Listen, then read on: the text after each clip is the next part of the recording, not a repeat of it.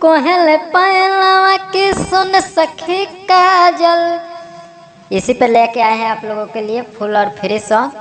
आइए गाना सुनेंगे, आनंद लेंगे। हमारे चैनल पर नए हैं तो चैनल को सब्सक्राइब कर लीजिए ऐसे ही फुल और फ्री गाना पाने के लिए। चलिए सुनेंगे अब मुखड़ा, लेट नहीं करेंगे ज़्यादा।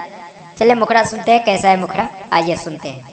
होकी डाल सुता के रंग लहंगा उठा के, डाल सुता के रंग लहंगा उठा के, भर होली राखम सामान हम बचा के।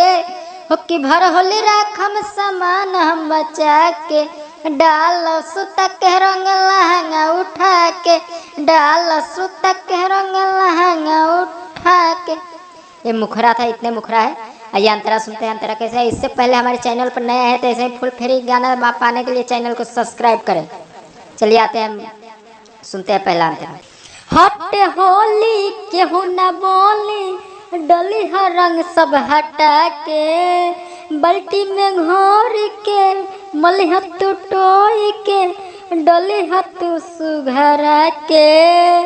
हट होली केहू न बोली, डली हर रंग सब हटा के, बाल्टी में घोर के मलिह तू टोई के, डली हर तू सुघरा के। आगावा से डालो चाहे पीछे से बचा के, डालो सुता के रंग लहंगा उठा के, भर होली रखम सामान हम बचा के, डाल सुता के रंग चाहे लहंगा उठा के, भर होली रखम सामान हम बचा के, डाल सुता के रंग चाहे लहंगा उठा के। ये पहला अंतरा था। अब नाम वाला अंतरा सुनेंगे, बहुत हिट मैटर है और आप लोग गाइए।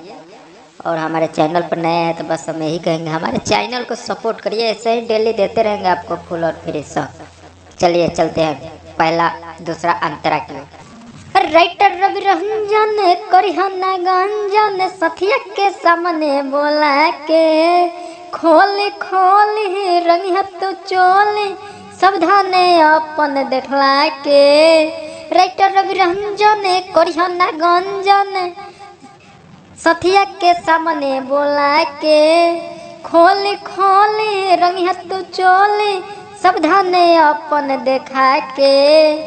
तोहर लमहर पिचकारी बट मारा दूर हटा के, तोहर लमहर पिचकारी मारा दूर हटा के, डाला डाला तू सुता के रंग लहंगा उठा के, भर होली राखम सामान हम बचा के, डाला तू सुता के रंग लहंगा उठा के, भर होली राखम सामान हम बचा के।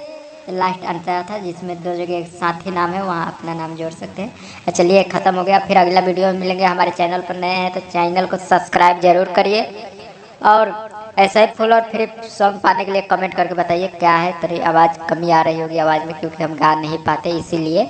चलिए मिलेंगे अगला होली में।